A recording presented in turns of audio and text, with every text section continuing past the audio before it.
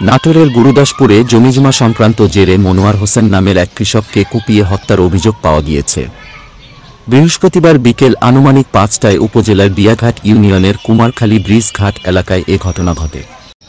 নিহত মনোয়ার হোসেন ওই এলাকার আব্দুস সালাম মোল্লার ছেলে। এ ঘটনায় পুলিশ ঘটনাস্থলে গিয়ে ২ জনকে আটক করেছে। নিহত মনোয়ার হোসেনের ভাই আব্দুল মোমিন জানায়, কুমারখালী এলাকার প্রতিবেশী হায়দার হোসেন, তার বাবা আশরাফ হোসেন ও মা হাসনা বেগম এর সঙ্গে দীর্ঘদিন যাবৎ জমিজমা সংক্রান্ত বিরোধ চলে আসছিল। পূর্ব শত্রুতার জেরে পূর্ব পরিকল্পনা মোতাবেক হায়দার, আশরাফ ও হাসনা বেগম তার ভাই নিহত মনোয়ার হোসেনের পথ আটকায়। এক পর্যায়ে আশপাশে মানুষজন না থাকায় সেই সুযোগে বাড়ি থেকে ধারালো দেশীয় অস্ত্র নিয়ে তার ভাইকে এলোপাথারিভাবে কুপিয়ে জখম করে। রক্তাক্ত অবস্থায় চিৎকার করলে তিনি এগিয়ে যান ভাইয়ের কাছে। সেখানে গেলে তার উপরও অতর্কিত হামলা চালানো হয়। এরপর স্থানীয় এক যুবকের সহযোগিতায় গুরুতর রক্তাক্ত অবস্থায় গুরুদাসপুর উপজেলা স্বাস্থ্য কমপ্লেক্সে নিয়ে আসেন।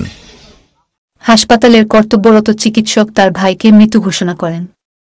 বিস্তারিত দেখুন নাটোর প্রতিনিধি শাহাবুল আলমের পাঠানো প্রতিবেদনে।